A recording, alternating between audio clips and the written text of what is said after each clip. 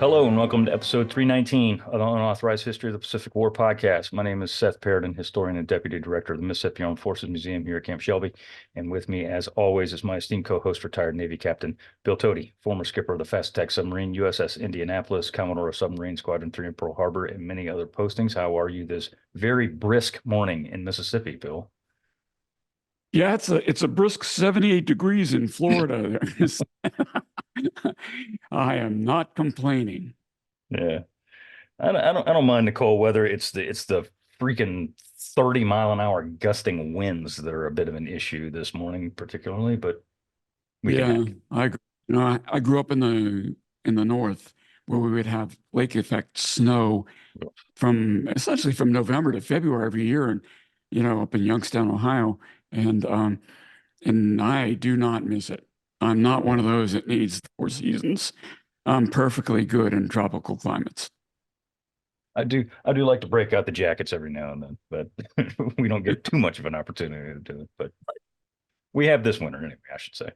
So, Mhm. but before we get started, we want to do as we always do and ask you to like and subscribe to our channel as it helps other people find our stuff. If you have, thank you. If you haven't, please do so.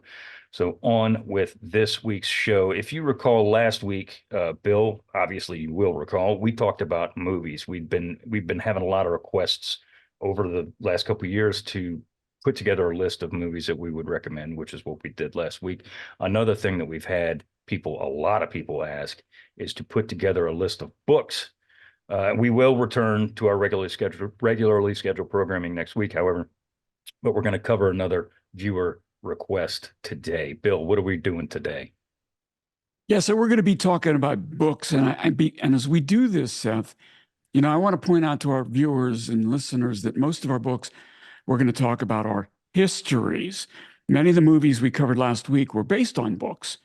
In some cases, the books are better than the movies. And realizing that books and movies are different art forms, we're generally not going to cover the fact that, yeah, this movie was based on this book, and so we recommend that book. If we like the movie, it's probably highly likely that we're going to like the book too. So rather than do that, we've got so many histories to talk about, most of them today.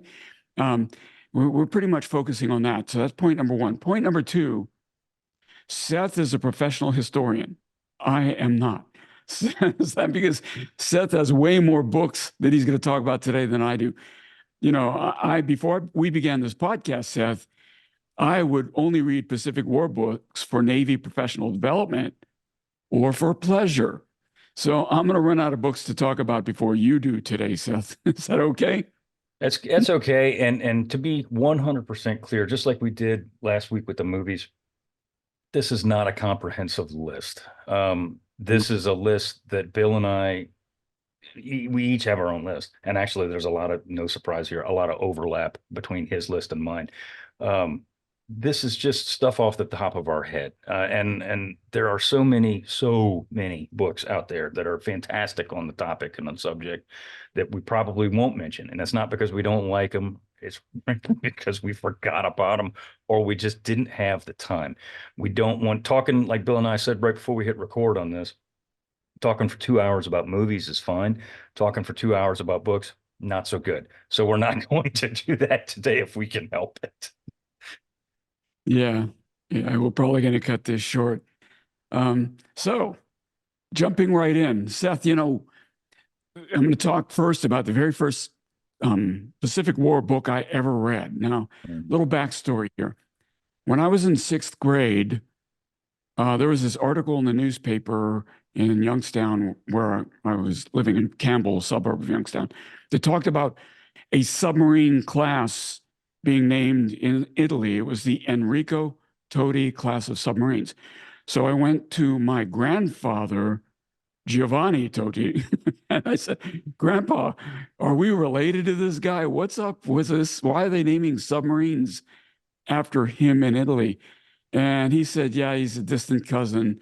I've got cousins today who say we're not related, or we have to go so far back in our family tree to connect the two dots that it's silly to even talk about us being related. Bottom line is Enrico Todi was a World War I war hero in Italy. He received there version of the Medal of Honor. It's called the Gold Medal in Italy. And in the 60s, they decided to name a class of submarines after him. He was not a submariner. In fact, he was in the bicycle infantry, and what he was named for was, it's called a Basigliati. What he was famous for was he had one leg. So he was a one-legged bicycle infantryman. There's a statue of him in Rome if you go up to Pincio Park these days. But anyway, this exposed me to the existence of submarines. I didn't know anything about submarines. I never even thought, I don't remember having a memory or a thought of a submarine before this article was in the newspaper. And so what I did was, my school library had this book, Run Silent, Run Deep, by Edward Beach. And so I checked the book out of the school library, and it's the very first book I ever read about the Pacific War submarines. And I read it in the 6th grade, Seth. And of course, I know you did something similar.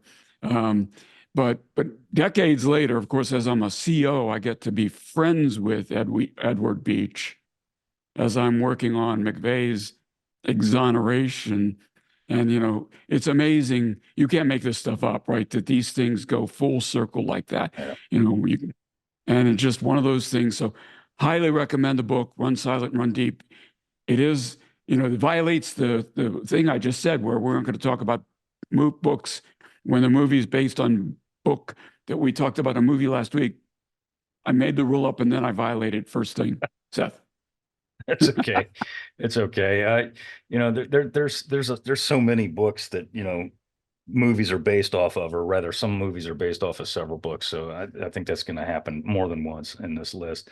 The first book I got to mention is, you know, similar to you, and it influenced my career. It really did. And I've already said it before, and I'm not going to get into the reasons why or how, but it's Enterprise by Edwin The Big E, rather, by Edward Stafford. It is absolutely fantastic. You know, I bought a copy off of a used bookshelf when I was in 5th or 6th grade, and I still have that I have a new copy, but I also still have that very copy. It's right back there on my shelf over my shoulder, and I leave it there every day, and it's raggedy. I mean, it's all torn up. It's right here.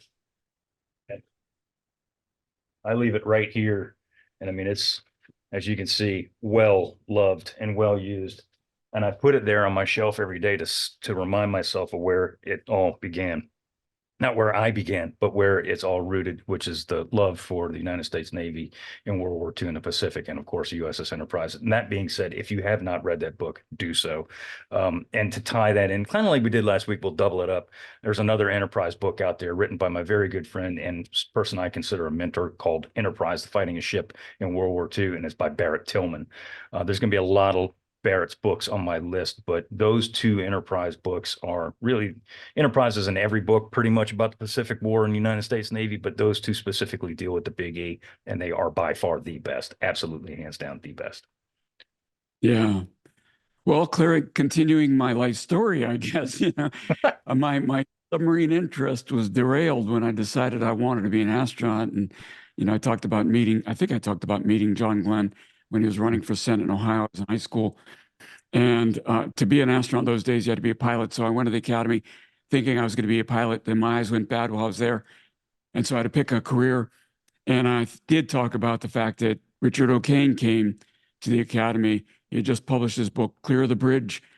And I talked to him and got him to sign my book. And bingo, I was back on the submarine bandwagon with Clear the Bridge. So I do want to recommend that book, as well as his book on Wahoo. You will remember that he was XO Wahoo with Mush Morton. And so both of those books are just fantastic. So they are the next on my list, Seth. Yeah, and those are hard to top too, honestly. I mean, because they're from firsthand witness, and not only a firsthand witness, the firsthand witness being, you know, Medal of Honor recipient Dick O'Kane. Those are both and they were on my list as well. But sticking on to that Wahoo topic, there is a book out there. It's kind of hard to find. And I mean, 100% transparency, some of these books may be available, some of them may not be. I frankly don't know. Look it up. But there's one called Wake of the Wahoo by Forrest Sterling. And if you don't know, Forrest Sterling was the yeoman on USS Wahoo for all of her patrols, save her final patrol, obviously. And he wrote a book about his time aboard USS Wahoo and his interactions with the crew, obviously Mush Morton, Richard O'Kane, whom he did not like, and different things like that. I did not know Yeoman Sterling, but he actually passed away at the Veterans Home in Biloxi, Mississippi, which of course is only 45 minutes away from my home. But I did not know that at that time, unfortunately. But it's a fantastic book if you really want to get the firsthand, blue jacket view of life aboard a submarine, and not only any submarine, but the submarine, USS Wahoo. Pick it up, Wake of the Wahoo, Forrest Sterling. Outstanding book. Oh, that's great. Yeah, it is indeed. The next one on my list is a book that was required reading when I was in department head school, called Submarine Officer Advanced Course, technically. And that is Silent Victory by Clay Blair, I'm sorry. Clay Yeah. Blair. I have, it looks like your Big E. I have a paperback copy that I still have from those days in department head school. It's all dog-eared and things like that. And in fact, it's signed by George Strait. When I met George Strait, I brought it to him because George is one of the few Medal of Honor recipient submariners who didn't write a book. And George Strait, my goodness, George Strait, why would I have him sign a book? Just hit me what you said. Yeah. I am a George Strait fan, but I would not have him sign a copy of Silent Victory. But a bigger fan of George Strait. Yeah, I'm a fan of George Strait and George Strait. There you go. However, here we are. We're talking about George Strait. Age is a terrible thing, my friends. Terrible thing. Now, this old dog-eared paperback copy I had of Silent Victory, when I was visiting my daughter in Fredericksburg, Virginia over Christmas, we went to a used book. It was actually an antique store that had used books in it. What do I find? A first edition hardback copy of Silent Victory. Hallelujah. I'd been looking for one of those for years. So now I have both. I can't get rid of the softback because it was signed by George Strait, not Strait. So I have both copies and I'll be keeping them forever. So, oh, yeah. Yeah, it's the same thing with the Big E. She has a place of honor on the shelf. Sticking to the subs, of course you got to have Thunder Below by Flucky in there. That's reads like a damn adventure novel, except that it's not. It's 100%, truth. And we talked when we did our episode on Gene Flucky and Barb, we talked a lot about the book, so there's no need to go into it again, but this fits that pile of submarine books. And it's if you have never read this book, I urge you to grab a copy of it and read this sucker. I guarantee it's not a small book, but I guarantee you will knock this thing out in a weekend because it's that damn good. It's that engrossing that you're just going to plow through it like nothing. Flucky's book, Thunder Below, is outstanding. There's a couple other ones, and a lot of my books that I have are listed, and I listed them individually, but they're written by the same people. And that goes through with several of the more well-known books on naval history in World War II. Last Stand of the Tin Can Sailors and Neptune's Inferno, as well as The Fleet at Flood Tide by the late James Hornfisher. Those are three of the finest naval history books on World War II ever written. I knew Jim. I didn't know him exceptionally well, but I did know him. I met him many, many times at World War II Museum. He was an outstanding man, and God rest his soul.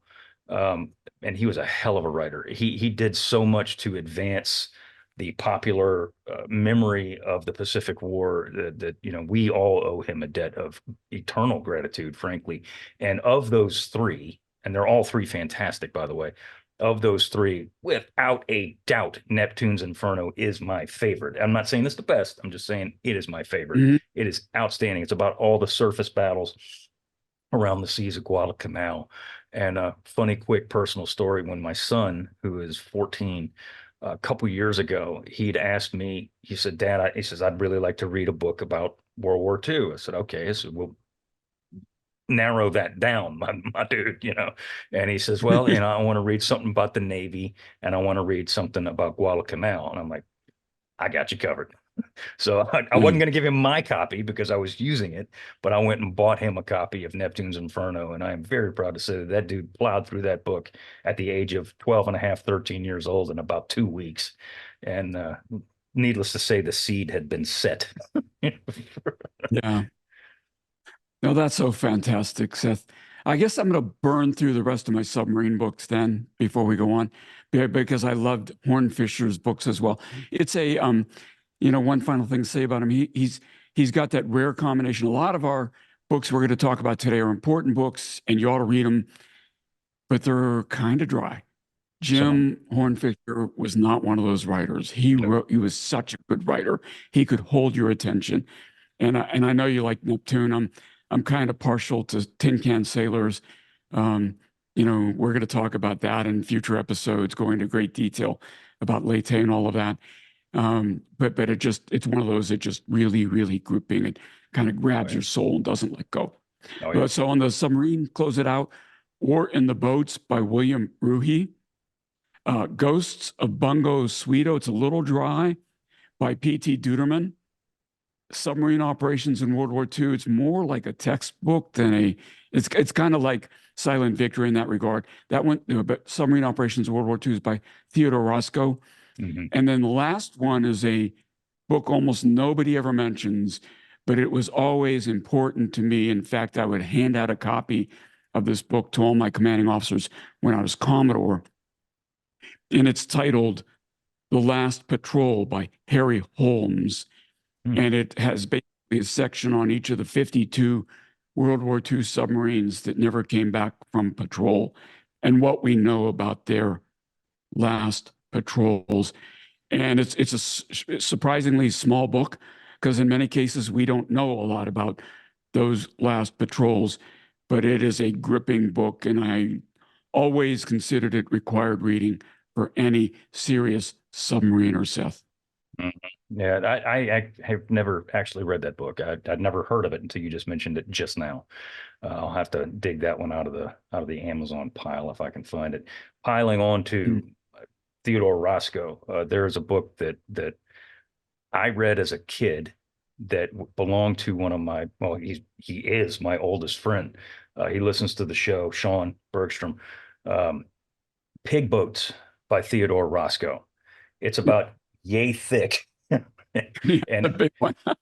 It's a monster. And Sean was reading it and he handed it over to me, I think when we were in like 6th or 7th grade. And so this will tell you what we were doing in 6th and 7th grade. And I read that sucker and gave it back to him and long since lost to history. I think he still has a copy. I went up digging one out of, I think, a Libris or one of those used book websites. I have a copy here, but that's also a very good one. Yeah, it's like Silent Victory in that it tries to be all encompassing, and right.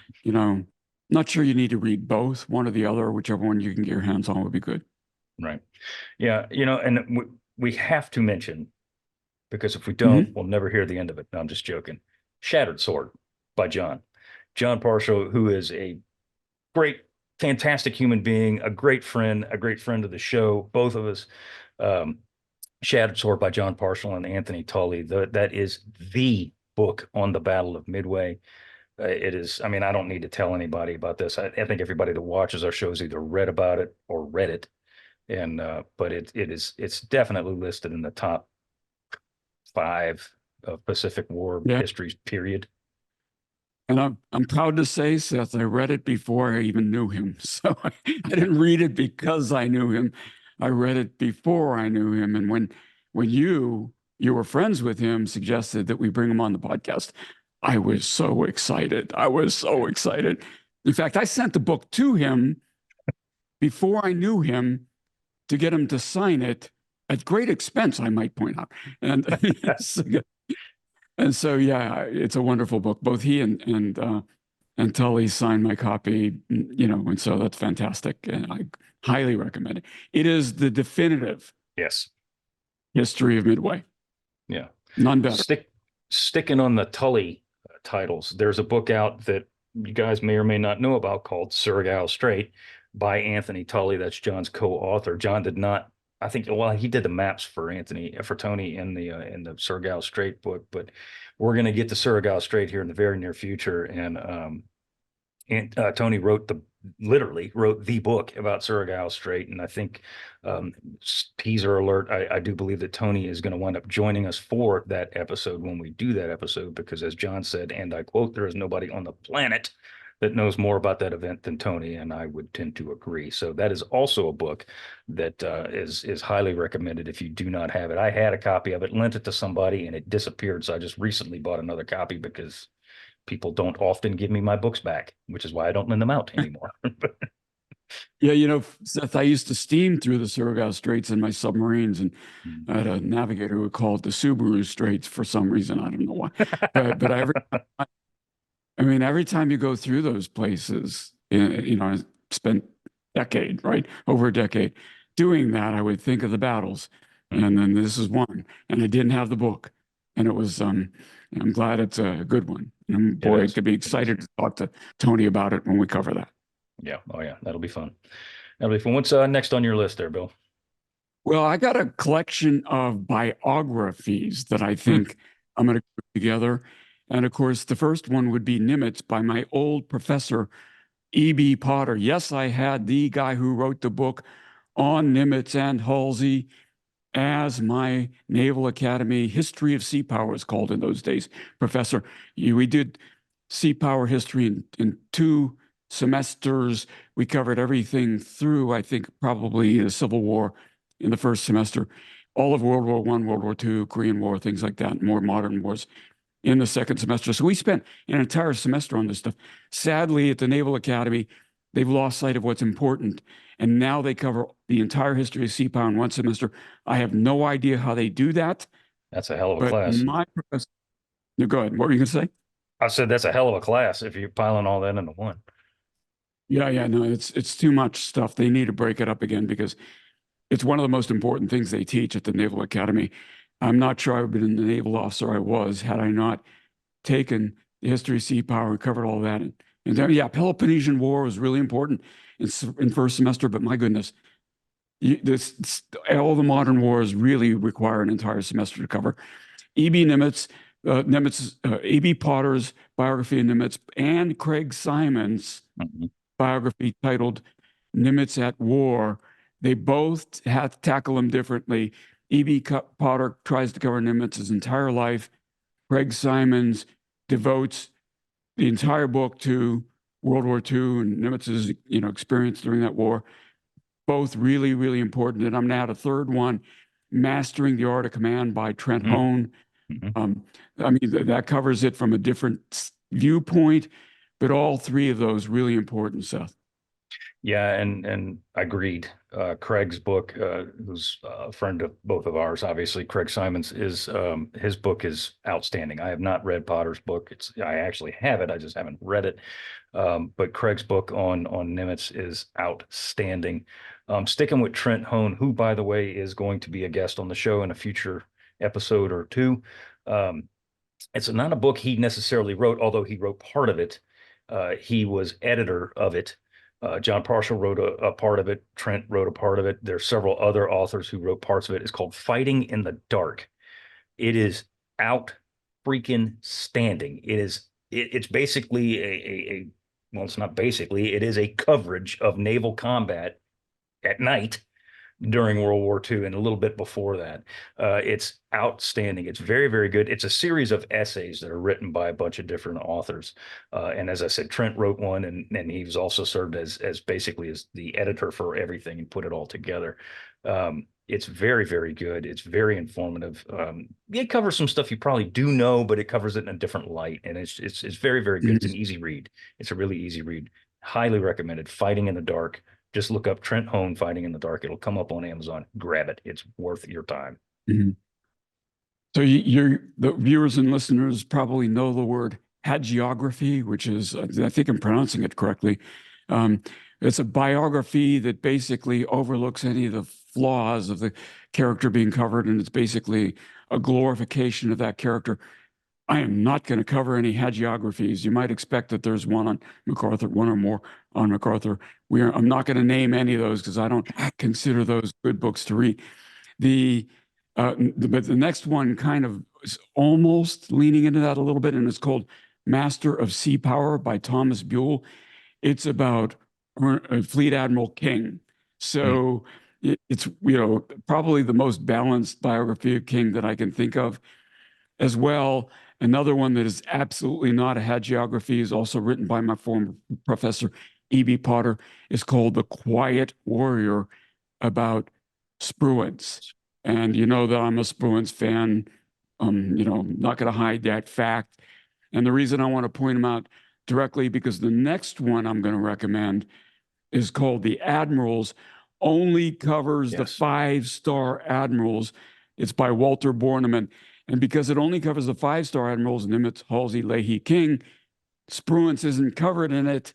So you got to read Quiet Warrior to get the Spruance history. But I do recommend The Admirals as well, Seth. Yeah. No, that is a very, very good book. That's another easy read. You wouldn't think that a book that covers, fleet admirals would be frankly easy reading, but it is. Yeah. It's a very good book. It's very easy reading. It's informative. I read it frankly right before we started this not this podcast, but the podcast as a whole. I started reading that book and got through it. It is a very good book. We get asked all the time about where we get our information from, or when I'm writing these things and the episodes for the show. And obviously, there's a lot of combat histories out there. Some of them are good, some of them are not so good. And I'm not going to get into the not so good ones. I'm not going to do that. We're not going to bash anybody's work. Movies are different things, but there's several that I'm going to rip off here that classify into that combat history that are written by individual authors. There are 2 written by the same guy on 2 different topics. One of which we've already covered and one of which we haven't, but we're about to literally next week. And they're both written by a guy named James Hallas. The first one is called Saipan, the battle that doomed Japan. And the second is called Devil's Anvil. I actually have it right here because I'm using it, the assault on Peleliu. They're both exhaustive works on both of those. And I say that with admiration. I'm not saying that because it exhausts you. I'm saying that because the amount of research that Hallas puts into these books is mind-boggling. I mean, this dude, and I don't know him. I don't know the man from Adam. I wouldn't know if I hit him with my car. But really, I admire his work because the detail that he puts in here is insane. And coming from, people that like a lot of detail, this is the type of author you want to pick up. His books are really good. They're, filled with personal stories, which is obviously near and dear to my own personal professional heart. And he writes about a lot of guys that I actually knew, which is always cool to see their names in a book.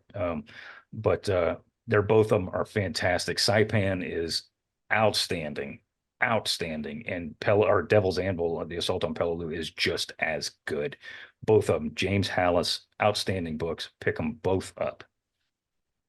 Yeah, that's a great one.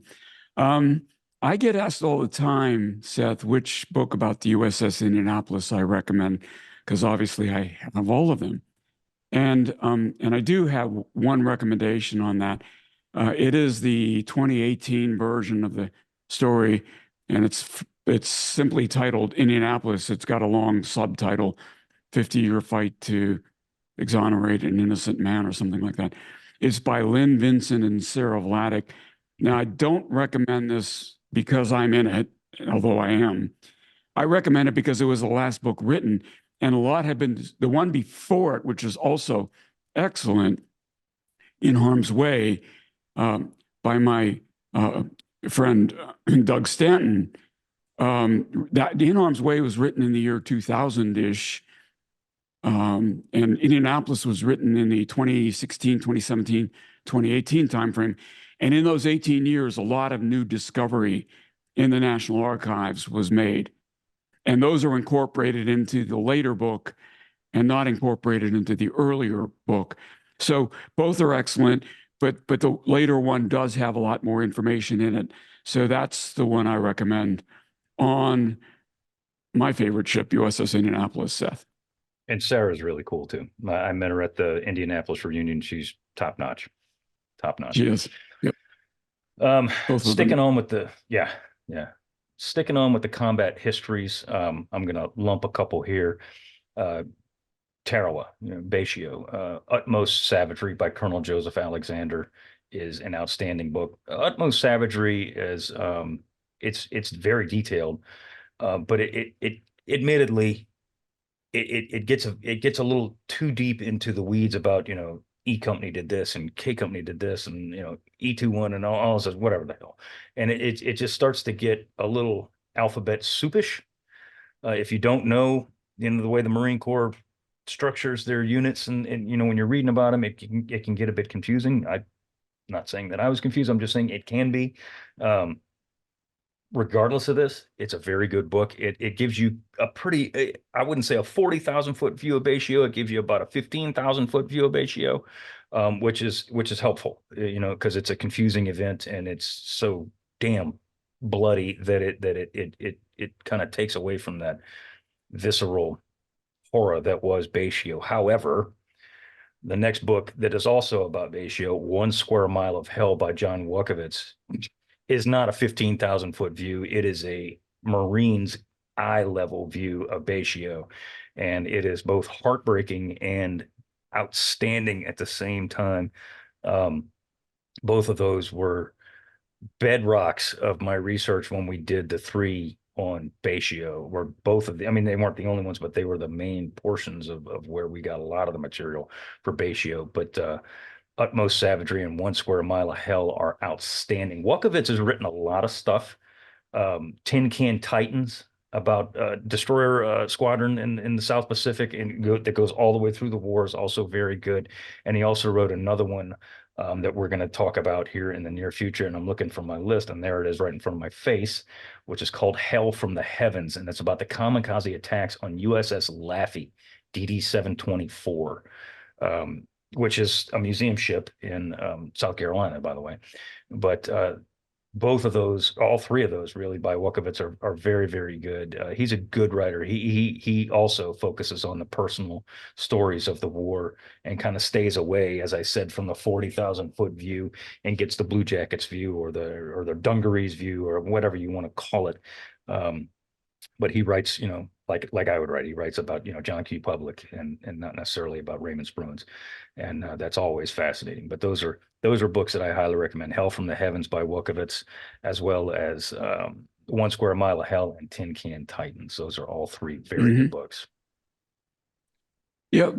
When you mentioned Barrett Tillman, Seth, did you mention Clash of the Carriers? Clash of the Carriers? I'm already. I did not. You didn't, yeah. What do you think of that one?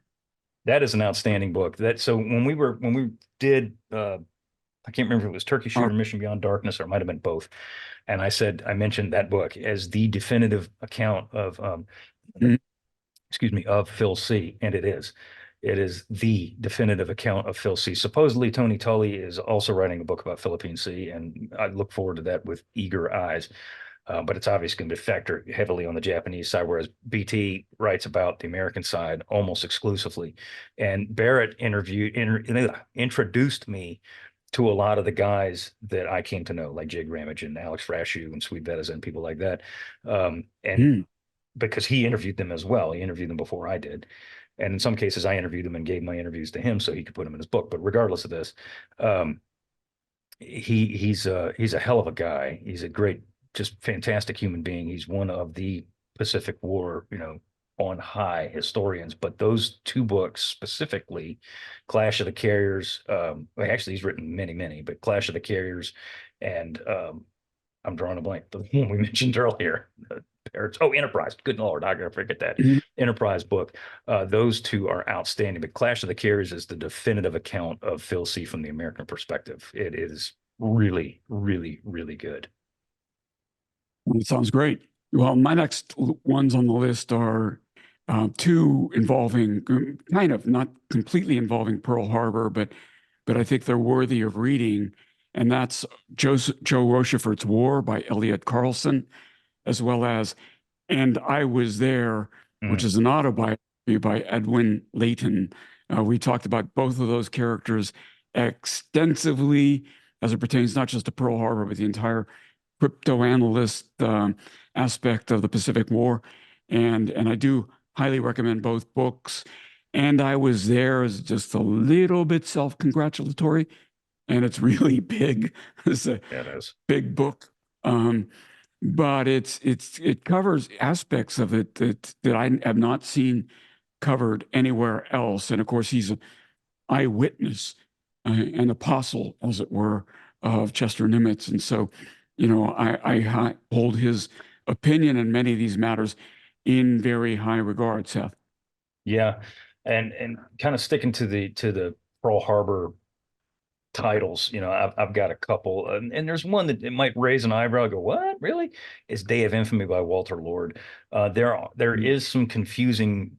Well, it's not confusing. It's incorrect. There is some incorrect information in Walter Lord's book because, again, this was written in the 70s, and there's a lot more that we know about Pearl Harbor today than he did then. However, it reads like a novel. If you want an introductory book on Pearl Harbor that you can blow through and get the gist, that is the one to get. Day of Infamy by Walter Lord. But kind of piling on to the Japanese side of things when it comes to the Naval Air War, there's a gentleman named Ron Warneth. Ron Warneth is an author. He hasn't written many books, but the books that he's written are exceptional. And there are two of them, excuse me, are Beyond Pearl Harbor, The Untold Stories of Japan's Naval Airmen, and Fall of the Japanese Empire, Memories of the Air War 42 to 45, both of which I have on my shelf behind me. They're outstanding. They're expensive. They're not easy. I mean, you can find them on Amazon, and they're all hardcover. I think there is one in paperback. Regardless, they're not cheap, but they're definitely worth your time, especially the Beyond Pearl Harbor book, because he talks to the survivors. He did oral histories with the survivors of the IJN that flew into Pearl Harbor and did other things after Pearl Harbor, like, Midway, Santa Cruz, and the Philippines, even all the way Philippine Sea. And it's really, really, really fascinating books. They are fascinating books. So check those suckers out if you get the chance. Ron Warneth, look him up on Amazon. He's hard to find, but he's not hard to find in Amazon, but the books are relatively hard to find. But if you get the copies, grab them. Yep. While I was at that very same antique store where I found the first edition hardback of Silent Victory, I also teased Seth by texting him a photograph of a book I found as well in the used book section. It was Our Jungle Road to Tokyo by Robert Goldberger. And, I don't want to make this a completely Navy-oriented list of books, but I will admit I bought it in just over Christmas, and I haven't read it yet, but I'm looking forward to reading it. I got to mention it because otherwise I would not have any Army books on my list. I guess Downfall, Guadalcanal. No, yeah, Guadalcanal by Richard. Yeah, it's both Marine and Army. Richard Frank, if I haven't named that one, his Guadalcanal history is fantastic, and it covers both Marine Corps and Army. But Our Jungle Road to Tokyo, I'm really looking forward to reading that one by Robert Eichelberger. Yeah, I have not read that, and as you probably know, I know you do, but as the audience probably knows, Robert Eichelberger is my favorite United States Army commander, period. So yeah, when you sent me that picture, I was like, you better buy that book. but yeah, no, that is one that I would actually really, really like to read. I just haven't had the damn time. Talking about Rich, of course, you've got to mention Rich Frank, because as I've said before, and will say to the end of my days, he is the grand poobah of Pacific War historians. Anything that has Richard Frank's name on it is definitely worth your time. He wrote the book on Guadalcanal called Guadalcanal, The Definitive History of the Landmark Battle. Outstanding friggin' book. It is the Bible and there's been so many books that have been written about Guadalcanal and the accompanying events that use his book as a reference. If you look at a book about Guadalcanal and it doesn't have Rich's book in the bibliography, put the thing down because it's probably a pile, because Rich is the master. He really is. He is the master. Guadalcanal Downfall that you just mentioned, Bill, is another masterpiece. His most recent book, which is sitting there on my bottom shelf down there, called Tower of Skulls. It's the first of a trilogy of the Asia Pacific War. It gets, talk about get into the weeds. Goodness gracious, this thing gets into the weeds, but it is worth every minute of your time. Out Makes you look. freaking standing. Yeah, it is detailed, that's for sure. Mm, But it does make you look forward to the next two books of yes, that trilogy that he's writing. Yeah, absolutely. Um, and we haven't mentioned yet our friend John McManus and right. to the end of the earth. McManus, obviously he's got his trilogy of the Army in the Pacific that's just absolutely worth looking at. And so, yeah, we can't end this episode without talking about John. Yeah, oh, no, for sure. He's on my list, and actually, he was next on my list. Mhm. Of the three that he wrote, all of which are right back there, Fire and Fortitude, Island Infernos, and To the End of the Earth, over my left shoulder there. My personal favorite is Island Infernos. I liked all three of those books. Are all, again, all three worth your time.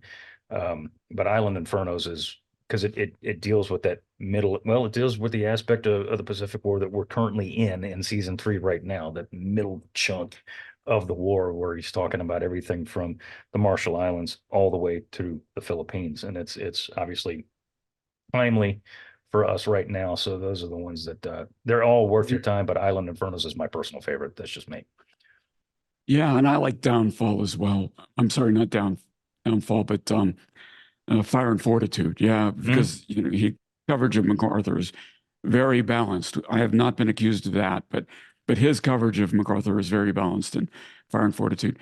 I didn't put this on my list. I didn't write it down, but in modern times, which means that after I retired from the Navy, the first World War II Pacific War histories that I read were Ian Toll's trilogy. What do you think of those, Seth? those are all three very, very good books, and I got all three of them listed right here. We talk about trilogies. That's the thing now, is everybody's writing trilogies.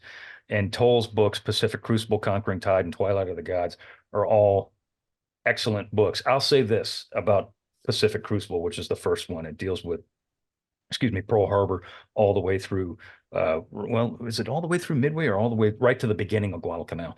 And it's the story. I mean, everything that's happening. Everything that's going to happen and everything that's going to happen later. But the damn thing is so well written. I'm reading it and I'm like, That's ooh, I the thing. wonder what's going to happen next. I know what Yeah, yeah, happens yeah. next, but it's so well written, and it's Yeah. just it reads so good that you're like, gee, I wonder what's going on now. And you know Yeah. what the hell's going on now. Yeah. So I bought the trilogy in hardback, and then I was still working. Wasn't retired from my civilian job yet. So had my daily commute. And I started reading the hardback, but I was so immersed in it. I was so pulled into it. I bought the audiobooks so I can listen to them during my commute because I didn't want to, wait until I got home to continue Yeah. reading it. And so, yeah, I very rarely do that because it's a waste of money to buy them both. But I did it with that trilogy. No, that it is fantastic. And Pacific Crucible is a beast. It's about yay thick, it's Mhm. a couple of inches thick. And I blew through that sucker in about 2 weeks because I could not put the damn thing down. It's that good. And they're all good. Before And we get, they're oh, Seth, I got to tell you, anybody who gets an audiobook done, you historians, if you're ever going to get an audiobook, hire somebody to read it who knows how to pronounce the names of the ships. Mhm. So I was so sick and tired of the audiobook version where the guy is saying Helena, USS Helena. It's a city first and a ship second. But he screwed up not just the American ship names, boy, did he make mincemeat of the Japanese ship names. And it was Yeah. so distracting, I almost had to stop listening. What the heck? How could you do that? Anyway, I'll I've get off I've my listened soapbox. I've listened to a couple of audiobooks where the narrators are like, they're terrible. They're terrible, but the books are great, but the narrators are friggin' terrible. Yep. And it's a Yep. struggle. It's a struggle.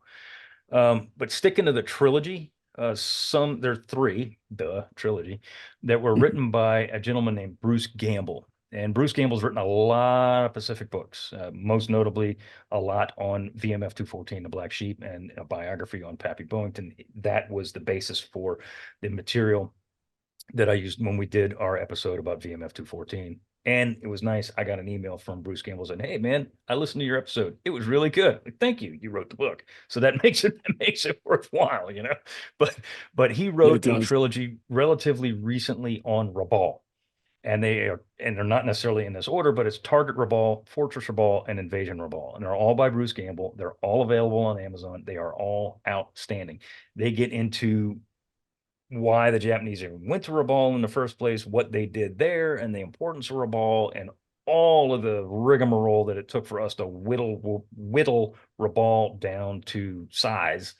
A full year and a half or more, really, of effort to do so. Those three books formed the basis of a lot of the material that we used when we were writing our South Pacific escapade books when we mentioned Rabal. They're all three of them are very, very good books. So, and again, anything by Bruce Gamble is good, but those three particularly are my three favorites anyway. Hmm. Well, I hate to say this to you, Seth, but I'm out of books. That's pretty much all I've read. Um, but I know you have more. I do. I have quite a few more, and I'm gonna kind of rip through some of them. And again, as I said, this is not a definitive list. Um, I don't even have them on this list, but I have to mention them. Anything by John Lundstrom, the Oh, first team at Guadalcanal, Black Shoe Carrier Admiral, all of which are over here over my right shoulder on my bookshelf, are fantastic. The first team specifically, that's what put Lundstrom on the map. Um, he is again in that upper echelon of Pacific War historians with Rich Frank and Barrett and John Parshall. John John. Lundstrom is all, he's in that group. He is outstanding. Again, the level of detail and accuracy and research that this man has done to formulate these books is mind-boggling. And he is the man when it comes to U.S. fighter operations in the Pacific in 1941 through 43 and beyond, really, but especially that era. He is the man. And of course, he wrote a Black Shoe Carrier Admiral is about Admiral Frank Jack Fletcher, and it's also very good. But the first team and the first team in Guadalcanal are, again, my personal favorites. They are go-to references for anything that you're writing about any of those topics. Highly, highly recommend. They're kind of hard to find. I think they just recently reprinted them a couple years ago in paperback. I think. I'm not sure, but my copies are older than Hmm. sin. But they're over there on the shelf. Um, there's a couple Race of Aces, by the way, by John Bruning. John was a Yeah, guest on one of our shows and he's going to be a guest again when we wrap up the Ace race. Race of Aces is another one of those books. My buddy Sean recommended it to me, and I read it, very quickly because it's another one of those things I could not put down. Outstanding book about a relative. I mean, they're well-known people, but the whole story behind the Ace race is relatively unknown, and Bruning does an outstanding job of we're gonna. bringing it to life. I think we're going to be revisiting that topic in a future episode, aren't we?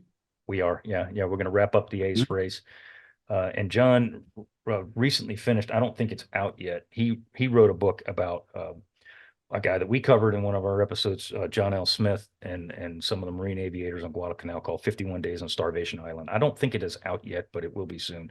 And I can guarantee you, I have not read it, but I can guarantee you when it comes out, pick it up. It's definitely going to be worth your time as well.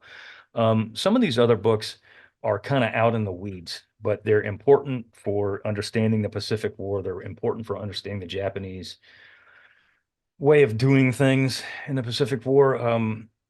And they formulate a lot. Well, I use them to formulate a lot of my theories and a lot of the things that I say on these shows. Um, And they're not all about the same guy, but they're all about the same topic. The Japanese Navy in World War II, as told by the Japanese naval officers, is the title of the book, written by a guy named David C. Evans. It is available on Amazon. I know because I just looked it up about 2 minutes before I said this to make sure that I wasn't going to spout something that wasn't there.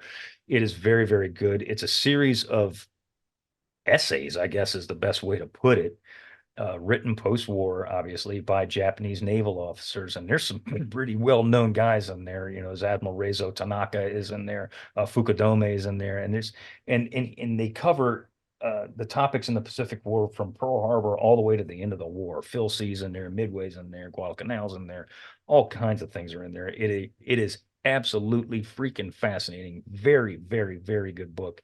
Evans did a fantastic job of putting it together. And he is deceased, David Evans, but the book is outstanding. It is available. Pick it up. Another one written by a gentleman named Edward Dray, who's another one of the more well-known World War II historians. It's called Japan's Imperial Army, Its Rise and Fall. It gives a really good understanding of why the IJA did some of the things that they did and behaved some of the ways that they behaved. It's not gonna lie, it's kind of dry, but it's important work. It's important material to understand why the IJA did the things that they did. Another one that is out in the weeds, it's The Knights of Bushido by Edward Russell. Edward Russell was a Brit. This book is relatively old. It's been around for a while, but it talks about Japanese atrocities in the Pacific in World War II. Never anything fun to read, but it is absolutely mandatory. If you consider yourself to be any kind of Pacific War aficionado or expert on the subject, you got to read this book because it'll open your eyes and sicken you all at the same time. And that's just the tip of the iceberg. Of course, down there on the bottom of my shelf is Fading Victory by Ugaki. It's Ugaki's diary. That's a very hard book to find, very expensive when you do find it, but it's worth your time as well. Some of the other books, Bill, you know, you mentioned biographies, and I'm staring right at this, and I completely forgot to even mention this, and I can't believe I did until now, is I just lost Battleship Commander by Paul Stillwell. Oh, And it's the Admiral biography Lee. of by Admiral Willis Ching Lee. Fascinating book. Yeah. Fascinating dude. I mean, Willis Lee, as we went into our episode about Washington and Hiroshima, he was an Olympian, literally an Olympian, for crying out loud, an Olympian sharpshooter who wore glasses about as thick as a Coke bottle. But he was just a fascinating guy. Stillwell really breaks him down and gets into the nuts and bolts of what made Willis Lee work. And some of the things that Willis Lee did good, and some of the things he did bad, frankly. And it's very, very, very good. Highly worth your time. Piling on to some of these other books that I'm going to rip through real quick. Two of these are written by a guy named Stephen Moore, Pacific Payback and Battle for Hell's Island. And these two books both focus on SBD Dauntless, my favorite airplane, pilots and radio gunners from Pearl Harbor all the way through the Guadalcanal campaign and everything in between. And that includes the hit and run carrier raids, that includes Midway, that includes Coral Sea, and everything that happens around Guadalcanal.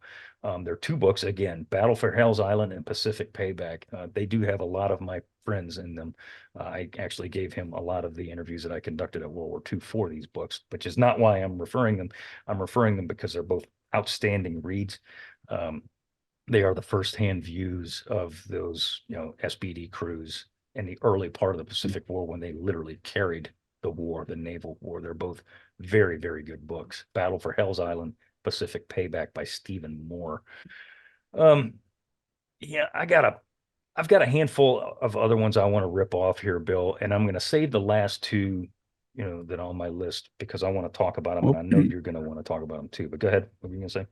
No, what I was going to say is about 40 years ago, my only venture foray into reading things from the Japanese perspective is a book called A Battle History of the Imperial Japanese Navy by Paul S. Dull, D-U-L-L. And it was an it's an apt name for this book because it was dull. And I don't know if that scared me away from reading the Japanese viewpoint or what, but it's a Naval Institute book. I I think it was somebody gave it to me, and man, did it take me a long time to get through it. But um, it was almost like a textbook. So that's, if you're interested in that aspect, it was detailed. But again, published in the 70s, I think we've discovered a lot more material since then. So they're probably more updated authorities of what happened to the Japanese from the Japanese viewpoint than that, certainly. Yeah. But I guess that's the last one for me. Well, that's kind of like the same thing with Ugaki's Diary, Fading Victory. It's Mhm. if you sit there and you try and read that thing cover to cover, you better have not a pot of coffee, you better have a vat of coffee because it's going to put your ass to sleep. It is, it is, it is dry. I mean, homie's talking about, the weather on, March 3rd, 1943. Nobody cares. But Mhm. but it's in there. And I mean, in order to get to the good stuff, you got to read through the dry stuff.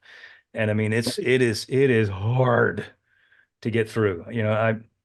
I started it. It took me literally, and I'm not exaggerating, 6 months to get through that damn thing because I couldn't concentrate. I'm like, okay, and I'm falling asleep. I had to put it down.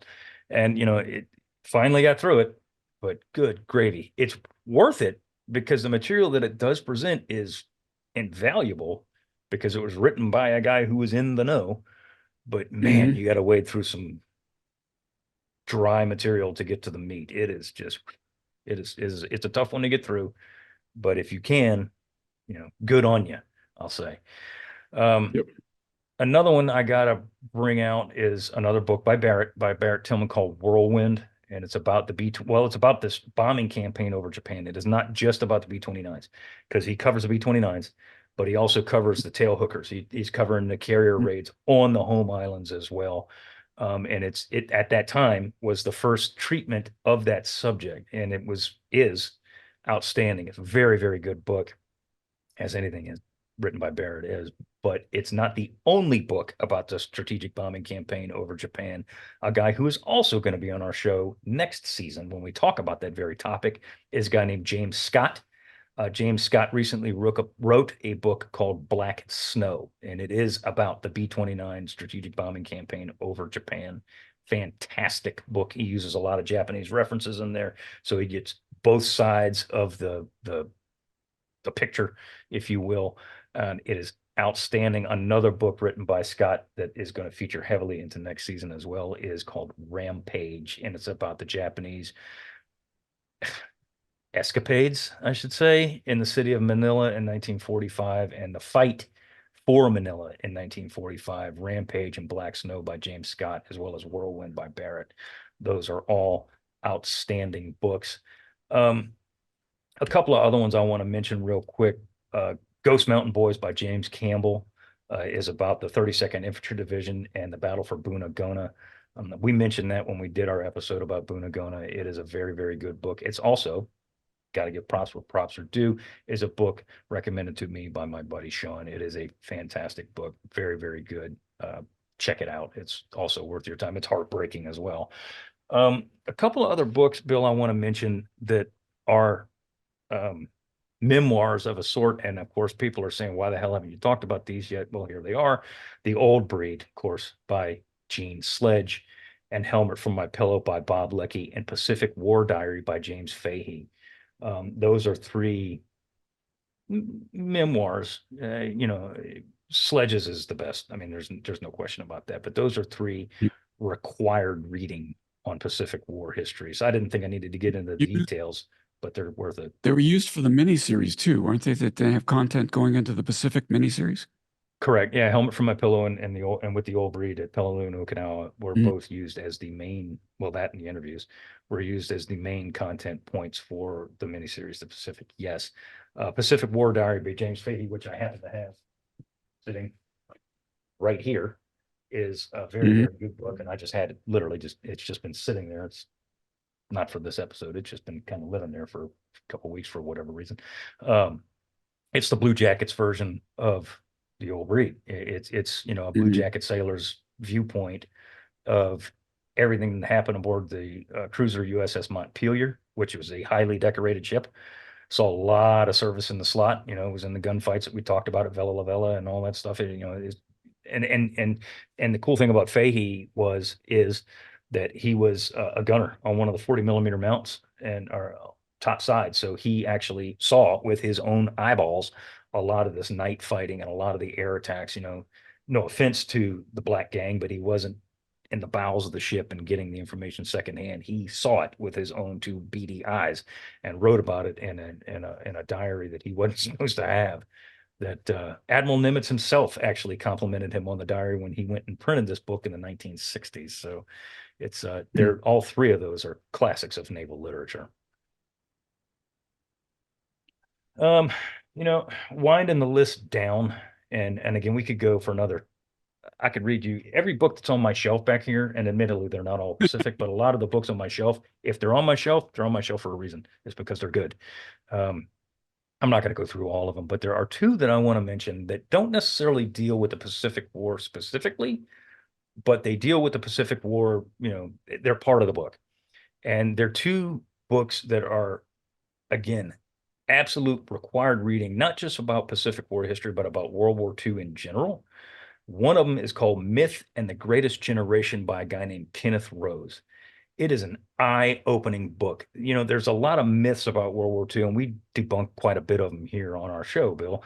But this guy gets into some pretty touchy topics, such as, the home front and, what people were really suffering through on the home front and, the way things really were.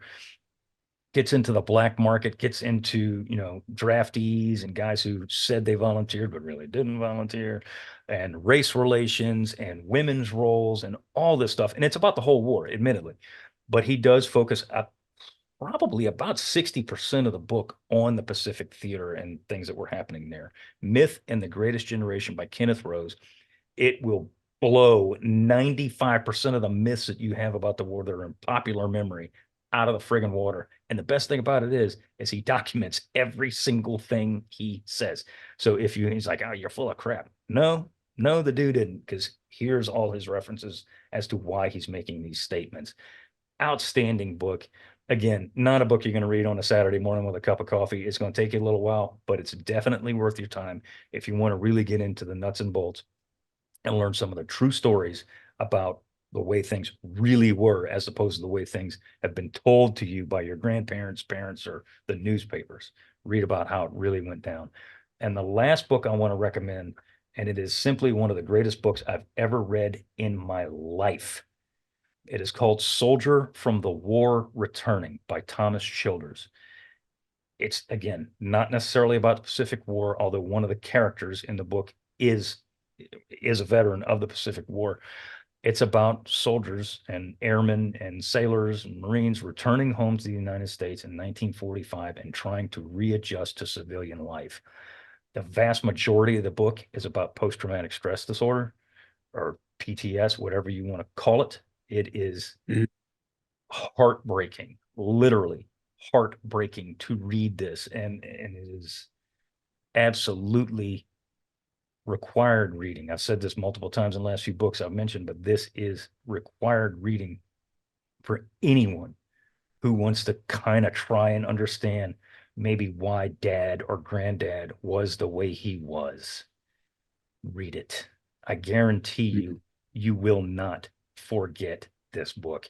It is outstanding. I read it one time and I can't get through it again because it's that painful, but it is unbelievably good and incredibly important. Soldier from the War Returning by Thomas Childers. Absolutely got to check it out. Got to check it out. Well, and Bill, that's going to bring my list to an end for now. Book. Yeah, that's an important book, and I'm glad you brought it up. So in closing, Seth, I was highly impressed by your clever title for last week's episode, Unauthorized for Pacific War Flicks. Yeah. And so I'm going to counter you. I Sure. think this week's episode needs to be Unauthorized Looks at Pacific War Books. What do you think? There you go. I love it. I don't like it. I love it. All right. Well, there you Hell have yeah. it. We did it in a little over an hour, it looks like. Yeah. I mean, we could make 10 more episodes on this topic. Yeah. And no, guys, we're not going to.